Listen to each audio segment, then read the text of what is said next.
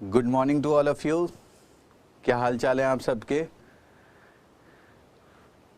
मेरा नाम CA Vinod park Jain है और मैं आपको सीए फाइनल आईडीटी का सब्जेक्ट पढ़ाऊंगा।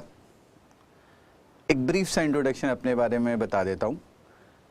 मैंने अराउंड 9 इयर्स तक क्वाइट सारी एरियाज़ में वर्क किया, like stat audit, risk advisory, even merger amalgamation में भी काम किया अक्रॉस वेरियस इंडस्ट्रियल स्ट्रेटम जैसे पेट्रोकेम, एग्रोकेमिकल्स, रिटेल, कंस्ट्रक्शन। उसके बाद एक दिन अचानक ही मेरी इच्छा करी, यार जो पढ़ाते हैं जनरली वो कभी उस वर्ल्ड में नहीं आते जो बिज़नेस वर्ल्ड होता है, और जो बिज़नेस वर्ल्ड में होते हैं वो कभी यहाँ नहीं आते। वाई नॉट, जो ये मैंने नॉलेज एक्वायर करी, I should start sharing with the student. तो आफ्टर अराउंड 9 इयर्स के बाद working across various big firms में काम करने के बाद मैंने अचानक पढ़ाना शुरू किया। आई हैव नेवर थॉट कि मैं आपके सामने ऐसे खड़ा होकर बोल रहा हूँ। तो मेरी जर्नी पढ़ाई की ऐसे स्टार्ट हुई, पढ़ाने की ऐसे स्टार्ट हुई। और अब मैं अगर आपके सब्जेक्ट के बारे में बताऊँ तो ज़रा इस सब्जेक्ट को समझते हैं, हमारी जर्नी ऑफ आईडीटी कैसे रहेगी। एक ब्रीफ हल्का सा छोटा सा मैं इंट्रोडक्शन आपको दे रहा हूँ सब्जेक्ट के बारे में। तो अगर आप देखो, दिखाना विनीत, तो अगर आप देखो हमारी जर्नी ऑफ आईडीटी कैसे रहेगी, लेट अस अंडरस्टैंड। ये सबसे इंटरेस्टिंग सब्जेक्ट है, शायद अगर आपको पता हो तो, हमारे सीए फाइनल का। मैं इसलिए नहीं कह रहा, आप कहोगे मैं बायस्ड हूँ, मैं सब्जेक्ट के बारे में करूँ। It is one of the most interesting practical and scoring subject. जैसे आप सब जानते हो आज की डेट में आईडीटी एक बज़ वर्ड है। जैसे हम जीएसटी कहते हैं, it is a buzz word, हर जगह यही टॉपिक चल रहा है। और आप ऐसे समय में आईडीटी की नॉलेज एक्वायर करो, जीएसटी की नॉलेज एक्वायर करो, जब अगले साल जैसे ही अब जीएसटी की ऑडिट स्टार्ट होगी, वहाँ जो करंट जने हैं, जो सीएस बन के निकलेंगे, जो अभी करंट लॉ की पूरी नॉलेज लेके निकलने वाले हैं, उनकी एक एक्सेसिव डिमांड है, मार्केट में आने वाली है। ये करोड़ों की मार्केट है, करोड़ों की फील्ड जो खुली है, ये आप करने वाले हो। और एग्जाम पर्सपेक्टिव में भी अगर बात करो, शायद आपको पता होगा, जैसे अगर आपको 2 सब्जेक्ट चाहिए सेकंड ग्रुप में पास करने के लिए, 4 में से 2 सब्जेक्ट चाहिए, मतलब 2 सब्जेक्ट चाहिए, मतलब उसमें आपकी ऐसी तैयारी हो कि मैं 70 मार्क्स नंबर लेके आऊँगा। अगर वो तैयारी है, हम आराम से सेकंड ग्रुप को निकाल सकते हैं। और हमारा टारगेट होना चाहिए एटलीस्ट 2 सब्जेक्ट हो जिसमें मेरा 70 टारगेट हो सकता है थोड़ा बहुत वेरिएशन आए, अगर मैं डाउनवर्ड जाऊँ तो कवर अप कर जाऊँ। तो उसके अंदर जनरली ये आपका आईडीटी सब्जेक्ट है जो आपको मदद करेगा इस जर्नी से निकालने में। अब जैसे इवन ओल्ड कोर्स हो या न्यू कोर्स हो, उनके लिए यही वाला पेपर होगा जीएसटी का। ओल्ड कोर्स में एक सब्जेक्ट सबसे बड़ा दर्द भरा है, वो है तुम्हारा सबका दुश्मन जिसको कहते हैं इसका, जो किसी का नहीं है, जो फेमस वर्ड है। और इवन न्यू कोर्स भी है, उसमें भी इलेक्टिव सब्जेक्ट है, वो जनरली इतना स्कोरिंग नहीं होगा। तो एट द एंड आप में उन बाकी 3 सब्जेक्ट में एक सब्जेक्ट आईडीटी पढ़ा जो सबसे ज़्यादा स्कोरिंग होगा। तो हमने 2 पार्ट देखी, एक हमें प्रैक्टिकल नॉलेज बिजनेस वर्ल्ड के लिए बड़ा इंपॉर्टेंट है, एंड सेकंड एग्जाम पर्सपेक्टिव में बड़ा इंपॉर्टेंट है।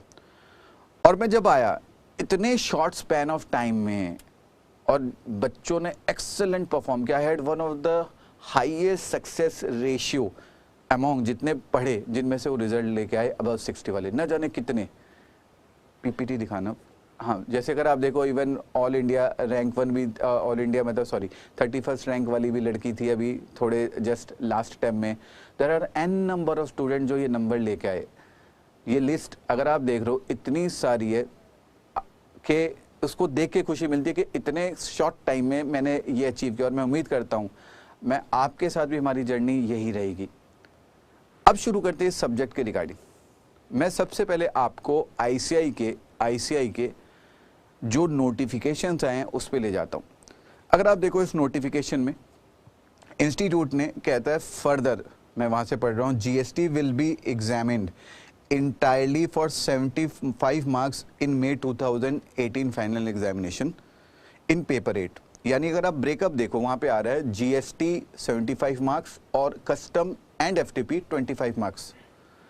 अब इस डायमेंशन को हम थोड़ा ब्रेक करते हैं, हम एक एनालिसिस करते हैं अलग स्टाइल से। क्या मैं आपके इस पूरे सब्जेक्ट को 4 पार्ट में ब्रेक कर रहा हूँ। एक आया आपका जीएसटी, एक आया आपका कस्टम, एक आया आपका FTP और एक आया कॉमन टॉपिक। ये टोटल पेपर अगर आप देखोगे ओवरऑल आ रहा है 120 मार्क्स का। अगर हम परसेंटेज वाइज बात करें तो कस्टम अराउंड 22 मार्क्स का आएगा, GST अराउंड आप मान लो मतलब 20 मार्क्स का कस्टम। अब GST में मैं एक चीज निकाल रहा हूँ, कॉमन टॉपिक। कॉमन टॉपिक मतलब क्या हुआ, जैसे रिफंड हो गया, एडवांस रूलिंग हो गया, सेटलमेंट कमीशन हो गया, ऐसे बहुत सारे टॉपिक है जो कस्टम में भी आते हैं और GST में भी आते हैं। इवन इससे पहले भी जब एक्साइज कस्टम सर्विस टैक्स था, बच्चे इसी एरिया को फोकस नहीं करते थे, एक FTP एक कॉमन टॉपिक। इसमें दोनों में अगर ब्रेक करूं, FTP अराउंड 6 to 8 मार्क्स का जाता है एग्जाम में और कॉमन टॉपिक अराउंड 20 मार्क्स, और कुछ कुछ अटैम्प में हर 3-4 अटैम्प में ये अराउंड 30 मार्क्स तक का भी चला जाता है कभी कभी। यानी टेक्निकली देखो तो मैं 30 मार्क्स 25 to 30 मार्क्स के पेपर को मैंने इंपॉर्टेंस ही नहीं दी। तो एक बच्चे एक बहुत बड़ा एरर ये भी करते हैं, जनरली स्टूडेंट्स ये एरर करते हैं कि they try to focus on what, only they will try to focus on GST। But अगर मैं 120 मार्क्स की जर्नी के अंदर देखूं, GST का स्कोप जो आता है वो अराउंड 65 तक आएगा, 60 65, और बाकी हो सकता है मतलब 65 नहीं तो अगर 75 भी अगर इसको ले तो 70 तक लगभग जाएगा, क्योंकि मैंने कॉमन टॉपिक वहां से निकाल दिया। आपका कॉमन टॉपिक 20 मार्क्स के लगभग, कस्टम आपका फिर अराउंड 22 मार्क्स यानी 40 42, और FTP आपका 8 मार्क्स। टोटल कितने 50 मार्क्स के रेंज में हो गया। यानी 120 मार्क्स में आपका 50 मार्क्स क्या हुआ, ये 3 टॉपिक हुए। तो हमें ड्यू इंपॉर्टेंस इन सारे टॉपिक की देनी है। अगर आपका टारगेट 70 प्लस है, वो जब आपके हमारा शेड्यूल चलेगा आपको तरीके में बताऊंगा कैसे 70 प्लस आ सकते हैं और ना जाने कितने बच्चों के आए हैं। तो अगर आपका टारगेट 70 प्लस है, आपको बाकी इन टॉपिकों पे भी ड्यू इंपॉर्टेंस देनी पड़ेगी और हम पूरा कम्प्रहेंसिव कोर्स कवर करेंगे। अब आपके अगर पेपर पैटर्न की बात करें हम, तो अगर आप देखो एग्जाम का जो पेपर सेगमेंटेशन अगर मैं देखूं अभी तक, अभी तो इसका पेपर आया नहीं, मई 18 में जब आता है। अब अगर आप देखो, एक है कंपलसरी क्वेश्चन, वो आएगा अराउंड 20 मार्क्स का, और आपको 5 क्वेश्चन करने पड़ेंगे 6 में, उसमें भी एक इंटरनल चॉइस होती है, इसलिए करीब 120 मार्क्स का बन जाता है। एंड मोस्ट प्रॉब्ली मई 18 में भी यही ट्रेंड रहेगा जो ICAI ने पहले लिया हुआ था। इसके अंदर बच्चे एक सबसे बड़ा एरर क्या करते हैं, इसको मैं भी लिंक करना चाहूंगा ताकि हम पहले से उसको कवर अप करते। इसके अंदर जो इंस्टीट्यूट क्वेश्चन की फ्रेमिंग करता है वो 3 टाइप के क्वेश्चंस होते हैं। एक, जैसे अगर मैं चलूं तो आपके कंप्यूटेशनल वाले, एक केस स्टडी बेस्ड वाले, एक थ्योरेटिकल। जो कंप्यूटेशनल है ये अराउंड 40 मार्क्स के रेंज में रह जाते हैं, 40 to 50, and this are the most scoring one. जो केस स्टडी बेस्ड क्वेश्चंस है वो अभी तक जो ट्रेंड था, it use to from 25 to 30 marks, कितने 20 मार्क्स का भी आता था, पर 25 की रेंज जनरली एवरेज था, आते थे। इवन नए कोर्स में भी जो अभी स्टडी मटेरियल हमारा रिलीज हो चुका है, उसमें भी इंस्टीट्यूट ने कस्टम में सारी की सारी केस स्टडी रिटेन रखी है, बट क्योंकि GST being a new act ऐसे कुछ केसेस हुए नहीं है, इसलिए वो भी नहीं आए हैं पिक्चर में। और थियोरेटिकल के अंदर भी इंस्टीट्यूट इतना इन डेप्थ पूछ रहा था जो बच्चे ने जनरली इमेजिन ही नहीं करे थे। इतना बेसिक एलिमेंट जा जाके वो क्वेश्चंस को पूछते थे, तो जनरली स्टूडेंट उसको इग्नोर कर जाते थे। और क्वेश्चन की ड्राफ्टिंग ऐसी थी, इससे पहले जो अभी GST से पहले जो था, हर क्वेश्चन के 4 पार्ट्स है, उस 4 के भी मिनिमम हो सकता और बहुत सारे सब पार्ट्स हो। उस 4 पार्ट में एक पोर्शन एक्साइज का होता था, एक पोर्शन सर्विस टैक्स का होता था, एक पोर्शन कस्टम का होता था, एक पोर्शन हो सकता है FTP। कुछ क्वेश्चनों में एक्साइज एक होगा, 2 सर्विस टैक्स होंगे या 1 कस्टम होगा, यानी बेसिकली चारों का एक मिक्सचर होता था।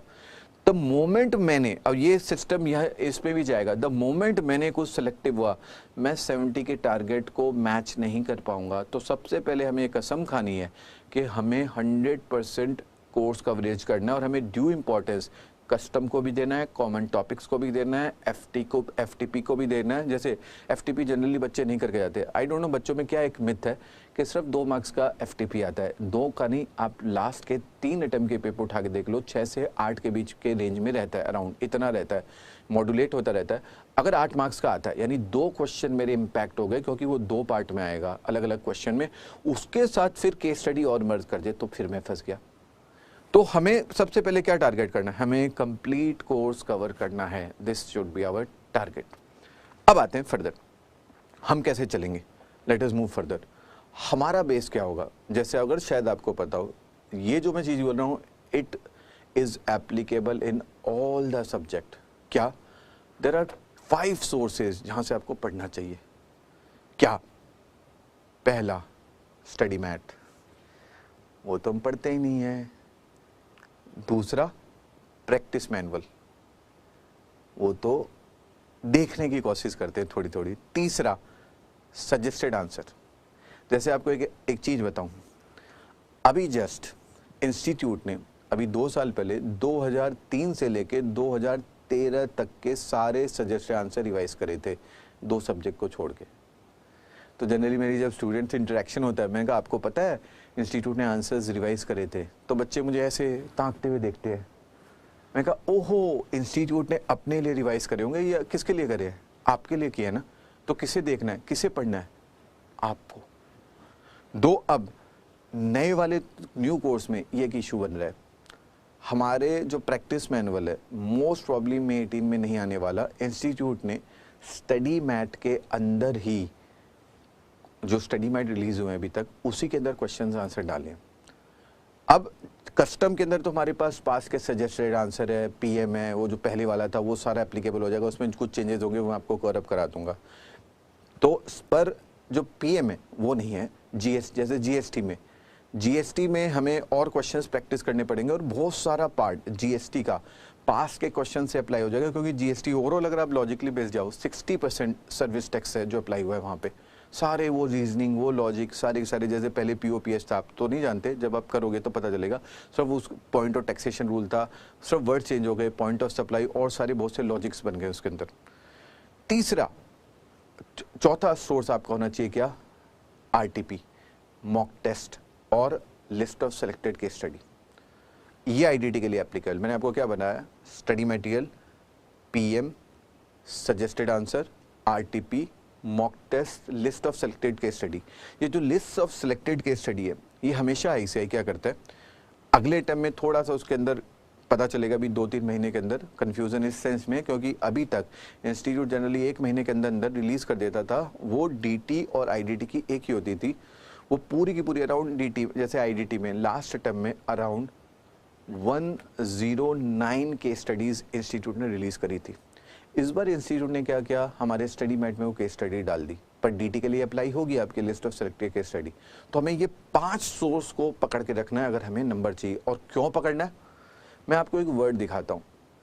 ये जो मैं आपको जिनकी शक्ल दिखा रहा हूँ, शायद आपको पता होगा, ये हिरंगे जी हैं, सेंट्रल काउंसिल मेंबर है। एक नीचे जहाँ वर्ड आ रहा है व्हाट टू स्टडी और व्हेन टू स्टडी, अगर आप वहाँ ध्यान से अगर पढ़ो तो यहाँ पे एक वर्ड कहता है इंस्टीट्यूट, इन्होंने, ये हमारे सेंट्रल काउंसिल मेंबर है, the suggestion from the friend ICI coaching class teacher at times confuses on what to study, it may be remember that paper setter get only ICI material. फिर मैं repeat कर रहा हूँ, paper setter get only ICI material. तो मैं पूरा का पूरा स्टडी मैट बेस्ड रहूँगा, ये याद रखना, क्योंकि वो बेस है हमारा। अगर हमें नंबर चाहिए तो हमें आईसीआई के ही एनालिसिस इंटरप्रिटेशन पे आना पड़ेगा। फर्दर हमारा किट क्या रहेगी, स्टडी किट, एक जीएसटी की, ठीक है, एक कस्टम की, एक माइंड टीजर रहेगा हमारा, एक रिविजनरी मॉड्यूल जैसे आप देख रहे हो, ये हमारा किट है पूरा।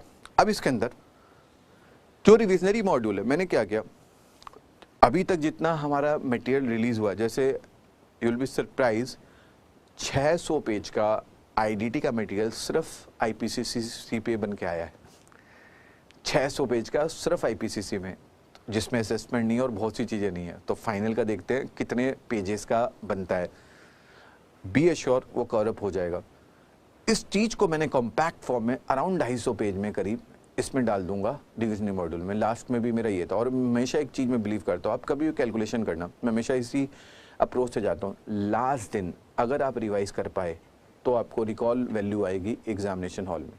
हमारे पास कितने घंटे हैं लास्ट दिन? It is 25 hours around. मतलब जैसे आप एग्ज़ाम दे के आए, ठीक है, आप पहुँचे अराउंड 6 बजे, 7 बजे तक आप पढ़ने बैठते हो। 7 से अगर मैं बोलूँ 12 बजे तक पढ़ो तो आपके पास कितना है? 5 घंटे। 12 बजे आप सोए, सुबह आप उठे, उम्मीद करता हूँ उस दिन आप 6 घंटे सो रहे होगे, उससे ज़्यादा नहीं सो रहे होगे। वैसे सोने की बहुत बड़ी प्रॉब्लम रहती है, कुछ बच्चों को तो 8-8, 9-9 घंटे तक सोते हैं फाइनल में। फाइनल में ये लग्जरी नहीं हो सकती। तो अगर मैं कहूँ आप 6 घंटे में दूसरे दिन उठ रहे हो और अराउंड 15 आवर्स अगर आउटपुट, वर्ड ध्यान देना, मैंने वर्ड बोला है आउटपुट निकालते हो, तो 5 + 15 20। नेक्स्ट दिन सुबह फिर आप उठते हो 6 बजे और अराउंड 6 से मैं मानता हूँ 6-12 बजे तक पढ़ते हो या 1 बजे तक पढ़ते हो, 2 बजे आपका एग्ज़ाम है, तो अराउंड 5 घंटे नेक्स्ट दिन निकले। तो हमारे कितने निकले? 5 + 20 + 5, वो सॉरी 5 + 15 + 5 यानी कितने हुए? अराउंड 25, ज़्यादा 27 घंटे पर पेज। आईडीटी जैसे सब्जेक्ट में जो लॉ बेस्ड सब्जेक्ट है, जहाँ पे एक एक वर्ड से इंटरप्रिटेशन चेंज हो जाती है, क्वेश्चन की एनालिसिस चेंज हो जाती है, लास्ट दिन हम कितना पेज पढ़ लेंगे? अराउंड अगर मैं बोलूँ 3 पेज के लगभग, 3 मिनट में लगभग मैं 1 पेज पढ़ता हूँ। और कुछ बच्चे तो ऐसे भी होते हैं जिनको 5 मिनट पर पेज लग जाते हैं। तो अगर मैं बात करूँ 3 पेज यानी 25 मतलब पर घंटे में मेरे कितने पेज हुए? अगर मैं एवरेज लूँ, कुछ बच्चों के 15 पेज हो जाएंगे घंटे के, कुछ के 20 हो जाएंगे। तो आप अपने आप कैलकुलेट करो, जब मैं 20 जनरली बता रहा हूँ, 15-16 पेज के लगभग में बच्चे आते हैं, तो अगर मैं 15 पेज इंटू 25 करूँ, आप अपने आप देख लो, अराउंड 300 पेज बच्चे जो बताते हैं, अराउंड 300 पेज तक मैक्सिमम कवरेज कर पाते हैं। मैंने पूरा रीजनिंग मॉड्यूल, उसके साथ साथ आपको इंपॉर्टेंट क्वेश्चन रिवाइज करने पड़ेंगे, तो मैं आपको पूरा वो एनालिसिस कैसे करना है, कितना टाइम लेना है, वो सारा प्लॉट करके दूंगा।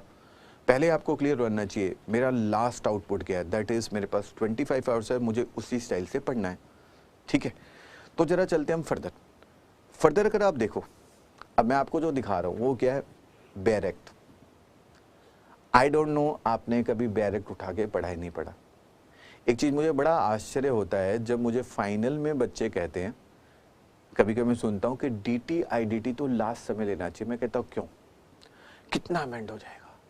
50 पेज, 25 पेज, 70 पेज। क्या मैं एज अ टीचर तुम्हें 70 पेज में एक्सपर्ट नहीं बना पा रहा? तो यानी कहीं ना कहीं मेरे में प्रॉब्लम है। आई एश्योर यू, मैं तुम्हें उसमें पूरा एक्सपर्ट बना दूंगा।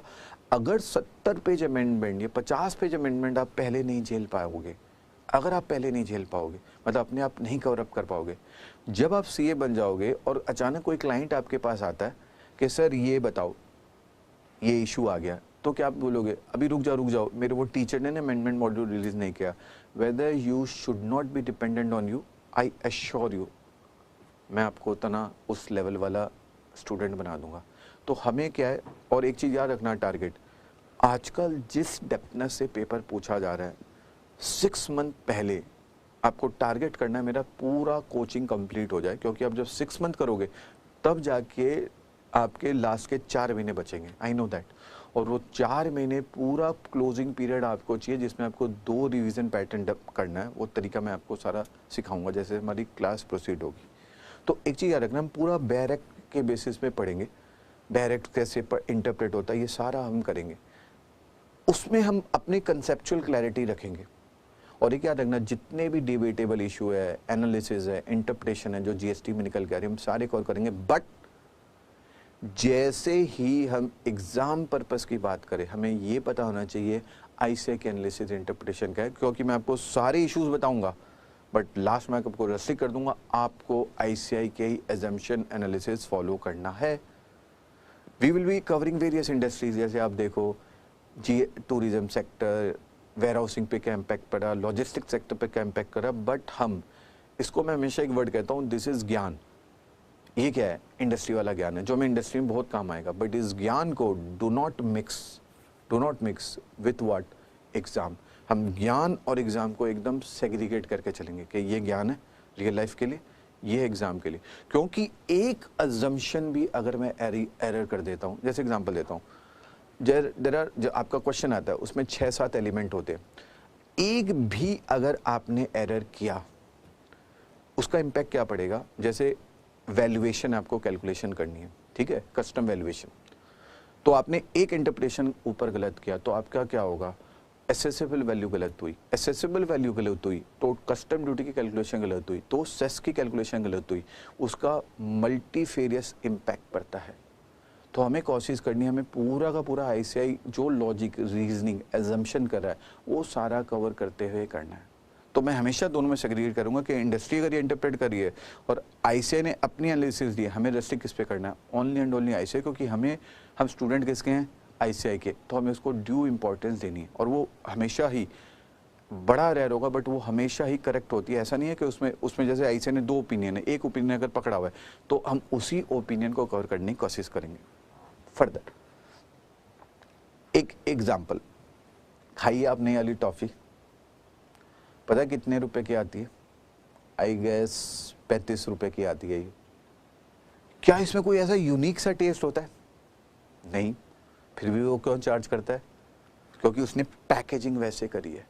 ये पैकेजिंग मैं आपको कराऊंगा, कैसे इंडस्ट्री आपको चाहती है, किस टाइप की नॉलेज लेके आ रही है, क्योंकि you will be the first batch student जो जीएसटी की नॉलेज लेके जाएगा, जहां पे सीए फर्म में, इंडस्ट्री में आपकी एक्सेसिव डिमांड होने वाली है, क्योंकि जीएसटी ऑडिट आने वाला है अगले फाइनेंशियल ईयर से जैसे ही वो आता है। तो हम अपने आप को पैकेजिंग वैसे करेंगे, बट फिर डू नॉट मिक्स ज्ञान विद एग्जाम्स। पहले हमें क्या चाहिए, डिग्री, तो ज्ञान साथ में रखेंगे बट एग्जाम अप्रोच नहीं भूलेंगे। और दूसरी एक चीज जरूर बोलना चाहूंगा, स्पीड।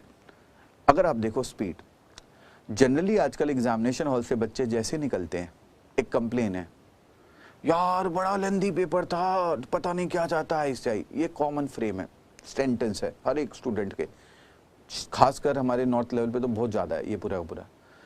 आपको उसको मैं पहले से सचेत कर दूं, अभी लास्ट अटेम्प्ट में अराउंड 20 पेज का पेपर था आईडीटी का, उससे 2-3 अटेम्प्ट पहले करीब 23 पेज का पेपर आया था। ये लॉ बेस्ड पेपर है, यहाँ एक एक वर्ड मैटर रखता है।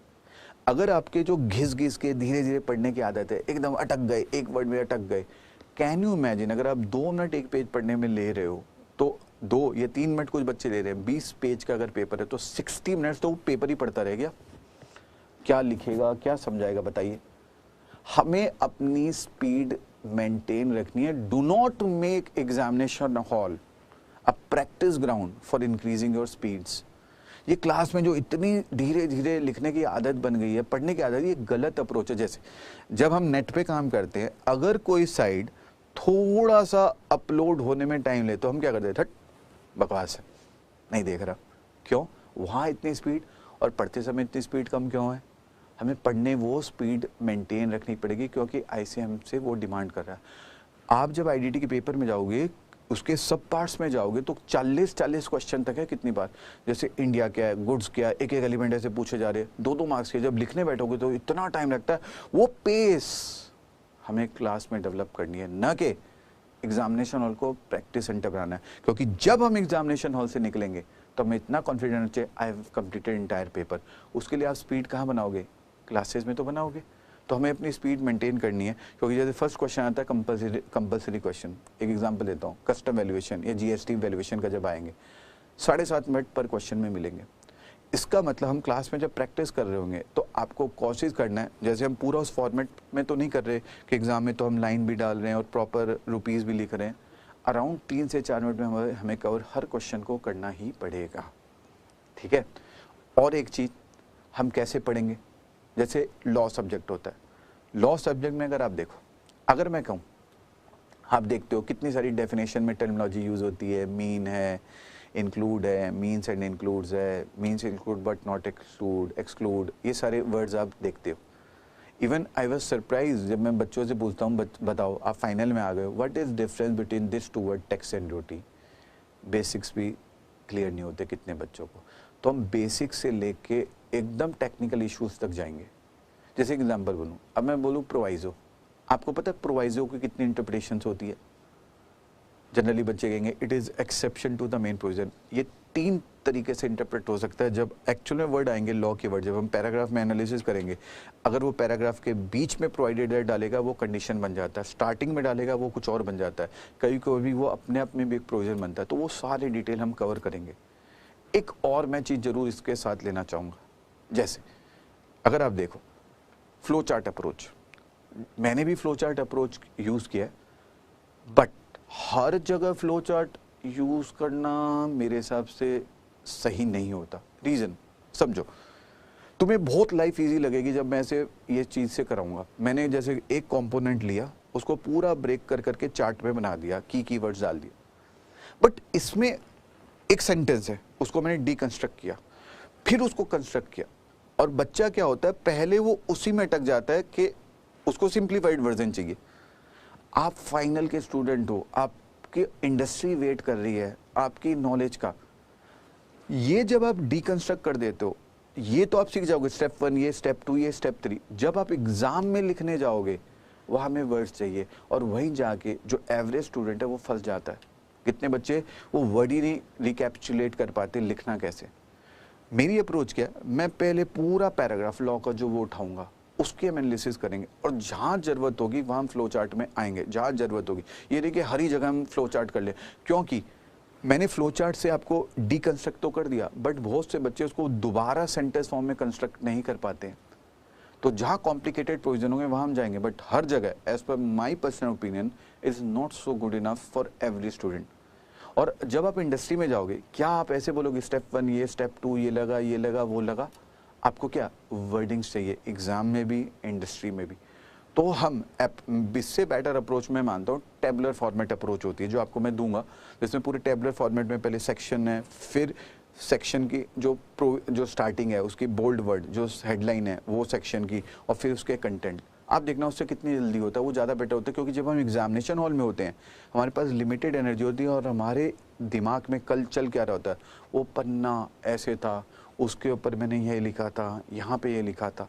ठीक है, तो हम करेंगे यूज़, बट हर जगह मैं एम्फेसाइज नहीं करता, और वो आप देखना जब पढ़ोगे तो आपको शायद उसका बेनिफिट दिखने लग जाएगा। और एक सारे टॉपिक कवर होंगे इन डेप्थ लेवल पे, चाहे वो जीएसटी हो, चाहे कस्टम हो, चाहे एफटीपी हो, चाहे केस स्टडीज़ हो, चाहे कॉमन टॉपिक हो, इवन टैक्स प्लानिंग भी कैसे करी जा सकती है हम डिस्कस करेंगे।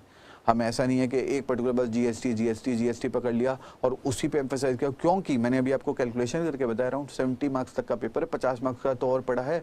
और क्वेश्चन में वो ऐसे नहीं है कि बैठ के पूरा जीएसटी पूछ लिया, वो एक क्वेश्चन के 4 पार्ट में कुछ भी उठा के पूछ सकता है।